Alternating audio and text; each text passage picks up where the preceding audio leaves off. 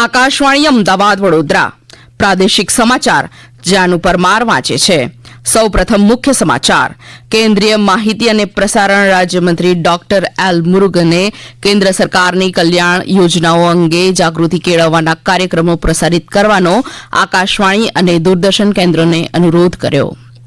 કેન્દ્રીય ગૃહ અને સહકાર મંત્રી અમિત શાહ આજે ગુજરાતની મુલાકાતે આવી રહ્યા છે।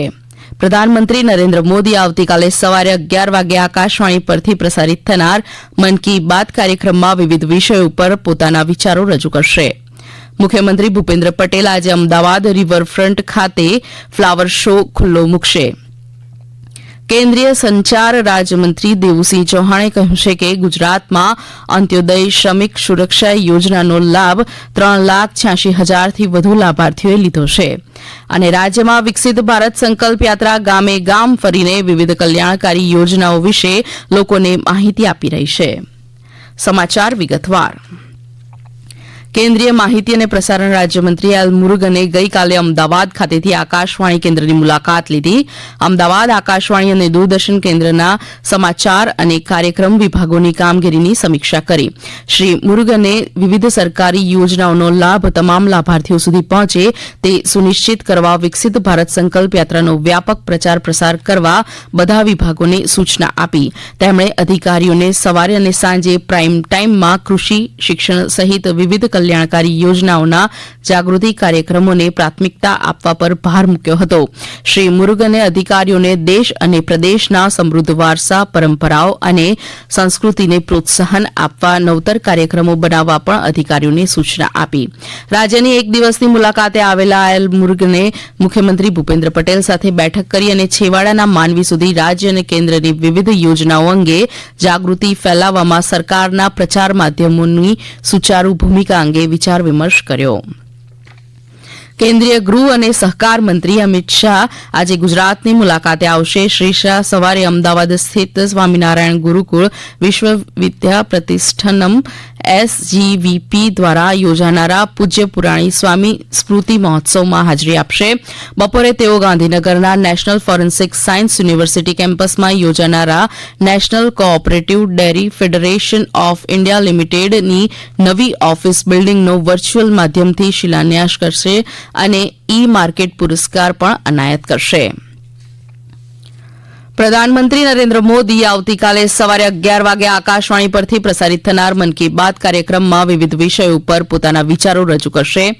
આકાશવાણી પરથી હિન્દી પ્રસારણ બાદ તરત જ ગુજરાતી ભાષામાં મન की बात કાર્યક્રમનો ભાવાનુવાદ પ્રસારિત કરાશે। એવી જ રીતે રવિવારે રાત્રે 8 વાગે આકાશવાણીના કેન્દ્રો પરથી ગુજરાતી ભાષામાં મન की बातના ભાવાનુવાદનું પુનઃ પ્રસારણ કરવામાં આવશે। આ કાર્યક્રમ આકાશવાણી અને દૂરદર્શનના તમામ નેટવર્ક આકાશવાણી વેબસાઇટ અને news on air mobile app પર પ્રસારિત કરવામાં આવશે। ઉપરાંત આકાશવાણી ડીડી ન્યૂઝ પીએમઓ અને માહિતી અને પ્રસારણ મંત્રાલયની યુટ્યુબ ચેનલો પર પણ તેનું જીવંત પ્રસારણ કરવામાં આવશે। મુખ્યમંત્રી ભૂપેન્દ્ર પટેલ આજે અમદાવાદમાં સાબરમતી રિવરફ્રન્ટ ખાતે વાઇબ્રન્ટ અમદાવાદ ફ્લાવર શો જાહેર જનતા માટે ખુલ્લો મૂકશે। અમદાવાદ મહાનગરપાલિકા દ્વારા આયોજિત આ ફ્લાવર શો આજથી 15મી જાન્યુઆરી સુધી યોજાશે। તેમાં સવારે 9 થી રાત્રે 10 વાગ્યા સુધી પ્રવેશ અપાશે। આ વખતે સૌ પ્રથમવાર ફ્લાવર શોમાં 15 લાખથી વધુ ફૂલછોડ જોવા મળશે। આ ઉપરાંત 7 લાખ છોડથી બનાવેલું 800 મીટર લાંબુ ફ્લાવર સ્ટ્રક્ચર મોઢેરાનું સૂર્ય મંદિર નવ સંસદ ભવન ચંદ્રયાન જેવી થીમ ઉપર કરાયેલા ફૂલના શણગાર ફ્લાવર શોના મુખ્ય આકર્ષણો રહેશે। આજે યોજાનાર ફ્લાવર શોના ઉદઘાટન પ્રસંગે રાજ્યના આરોગ્ય મંત્રી ઋષિકેશ પટેલ જગદીશ વિશ્વકર્મા મેયર પ્રતિભા જૈન સહિતના મહાનુભાવો ઉપસ્થિત રહેશે। ગુજરાત હાઈકોર્ટના આદેશની પ્રશંસા કરતા જૂનાગઢના ધારાસભ્ય સંજયભાઈ કોરડિયાએ જણાવ્યું છે કે વહીવટીતંત્ર એ સક્રિય બનીને ગિરનાર પ્લાસ્ટિક મુક્ત બને તે દિશામાં પ્રયાસો શરૂ કર્યા છે। વેપારી એસોસિએશનના પ્રમુખ રમેશ બાવળિયાએ પણ તંત્રને સહકાર આપવાની ખાતરી આપી હતી। વધુમાં તેમણે આ મુજબ જણાવ્યું।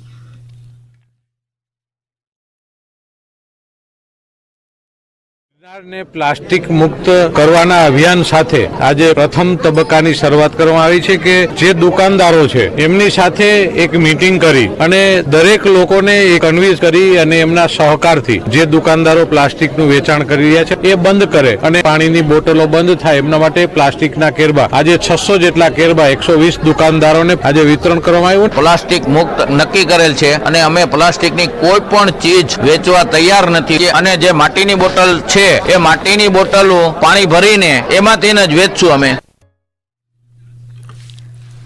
કેન્દ્રીય સંચાર રાજ્યમંત્રી દેવુસિંહ ચૌહાણની ઉપસ્થિતિમાં મુખ્ય પોસ્ટ ઓફિસ રાજકોટ ખાતે અંત્યોદય શ્રમિક સુરક્ષા યોજના હેઠળ લાભ લેનાર લાભાર્થીઓના પરિવારજનોને વીમા કવચની રકમ ચૂકવવામાં આવી હતી, જેમાં 6 મહિના પહેલા મૃત્યુ પામેલા 2 પરિવારોને 15 લાખ રૂપિયા વીમા કવચની રકમ ચૂકવવામાં આવી હતી.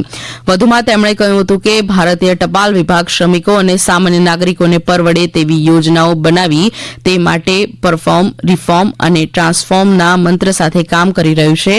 8 જુલાઈ 2022ના રોજ ખેડા જિલ્લામાં પાયલોટ ધોરણે શરૂ થયેલી અંત્યોદય શ્રમિક સુરક્ષા યોજનાના 48 દિવસમાં જ આશરે 1 લાખથી વધુ લાભાર્થીઓએ આ યોજનાનો લાભ લીધો હતો. આ પ્રાદેશિક સમાચાર આપ આકાશવાણીના અમદાવાદ વડોદરા કેન્દ્ર પરથી સાંભળી રહ્યા છો. વધુ સમાચાર આપ અમારી વેબસાઇટ newsonair.gov.in/ગુજરાતી પર વાંચી શકશો.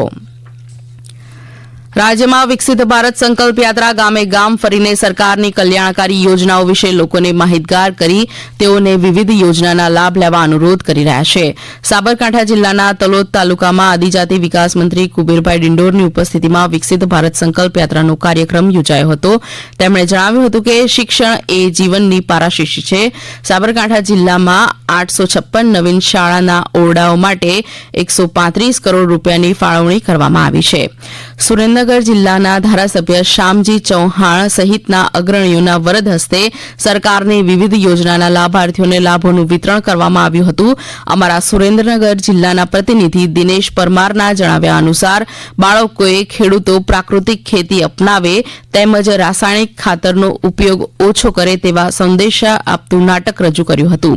અમારા પોરબંદર જિલ્લાના પ્રતિનિધિ મહેશ લુક્કાના જણાવ્યા અનુસાર પોરબંદર તાલુકાના ભૂમિયાવદર અને રાણાવાવ તાલુકામાં મહાનુભાવોના હસ્તે પ્રધાનમંત્રી ઉજ્જવલા યોજના સહિતની યોજનાઓથી ગ્રામજનોને લાભો આપવામાં આવ્યા હતા. નવસારી જિલ્લાના ચીખલી ગામે ગણદેવીના ધારાસભ્ય નરેશ પટેલની ઉપસ્થિતિમાં વિકસિત ભારત સંકલ્પ યાત્રાનો કાર્યક્રમ યોજાયો હતો. આ કાર્યક્રમમાં ગ્રામજનોને આયુષ, આરોગ્ય અને આઈસીડીએ વિભાગ દ્વારા ઉભા કરાયેલા સ્ટોલ્સની મુલાકાત લીધી હતી અને ખેડૂતોને ડ્રોન ટેકનોલોજીના માધ્યમથી યુરિયા નાખવાનું ડેમોન્સ્ટ્રેશન આપવામાં આવ્યું હતું. એક ભારત શ્રેષ્ઠ ભારતના અભિયાન હેઠળ ભારતના રાજ્યો વચ્ચે રાષ્ટ્રીય એકતાની ભાવનાને પ્રોત્સાહન આપવા માટે કેન્દ્રીય શિક્ષણ મંત્રાલયના નેજા હેઠળ આઈઆઈટી સુરત અને આઈઆઈએમ બિહારના સંયુક્ત ઉપક્રમે આયોજિત યુવા સંગમ 3 કાર્યક્રમમાં બિહારના 4 ફેકલ્ટી અને 42 યુવા પ્રતિનિધિઓએ 5 દિવસ દરમિયાન સુરતની સંસ્કૃતિ, પર્યટન, પ્રૌદ્યોગિકી, પરસ્પર સંપર્ક થકી નવી અનુભવની ઝાંખી કરી હતી.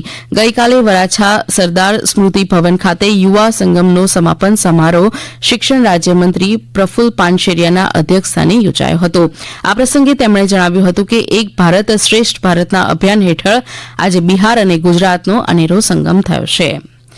આદિજાતિ વિકાસ રાજ્યમંત્રી કુંવરજી હળપતિએ માંડવી તાલુકાના વિવિધ ગામોમાં વિવિધ યોજના અંતર્ગત મંજૂર થયેલા 4 કરોડ 67 લાખ રૂપિયાના 8 કામોનું ખાતમુહૂર્ત કર્યું હતું. આ પ્રસંગે મંત્રીશ્રીએ જણાવ્યું હતું કે માંડવીના દરેક ગામમાં સંપૂર્ણ અને સર્વાંગી વિકાસ કરી રમણીય બનાવવાનો સંકલ્પ કર્યો છે, જેથી નાના મોટા વિકાસના કામોની સમીક્ષા કરી ખૂટતા કાર્યો કરવામાં આવી રહ્યા છે.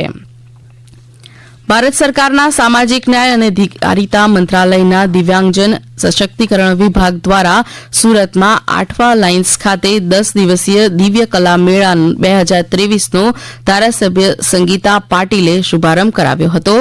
આ મેળો 7મી જાન્યુઆરી સુધી 10 દિવસ માટે ખુલ્લો રહેશે. આ પ્રસંગે સંગીતા પાટીલે જણાવ્યું હતું કે દિવ્યાંગોના કલ્યાણ માટે ભારત સરકાર અને રાજ્ય સરકારે અનેકવિધ યોજનાઓ અમલમાં મૂકી છે. દિવ્યાંગો દ્વારા ઉત્પાદિત વસ્તુઓના વેચાણ માટે પ્લેટફોર્મ મળી રહે તે માટે સરકારે મેળાનું આયોજન કર્યું છે, જેથી સુરતીઓએ મોટી સંખ્યામાં વસ્તુઓની ખરીદી કરવાનો અનુરોધ કર્યો છે. પ્રાંતિજ તાલુકાના અમીનપુર ખાતે આદિજાતિ વિકાસ મંત્રી કુપેરભાઈ ડિંડોરે અમીનપુર પ્રાથમિક શાળામાં કોમ્પ્યુટર લેબનું લોકાર્પણ કર્યું હતું. આ પ્રસંગે મંત્રીશ્રીએ જણાવ્યું હતું કે વર્તમાન સમયમાં ડિજિટલ શિક્ષણની દિશામાં પ્રયાસો હાથ ધરવામાં આવી રહ્યા છે. અંતમાં મુખ્ય સમાચાર ફરી એકવાર. કેન્દ્રીય માહિતી અને પ્રસારણ રાજ્યમંત્રી ડોક્ટર એલ મુરુગને કેન્દ્ર સરકારની કલ્યાણ યોજનાઓ અંગે જાગૃતિ કેળવવાના કાર્યક્રમો પ્રસારિત કરવાનો આકાશવાણી અને દૂરદર્શન કેન્દ્રને અનુરોધ કર્યો. અને કેન્દ્રીય ગૃહ અને સહકાર મંત્રી અમિત શાહ આજે ગુજરાતની મુલાકાતે આવી રહ્યા છે. આકાશવાણી અમદાવાદ વડોદરા કેન્દ્ર પરથી પ્રાદેશિક સમાચાર પૂરા થયા.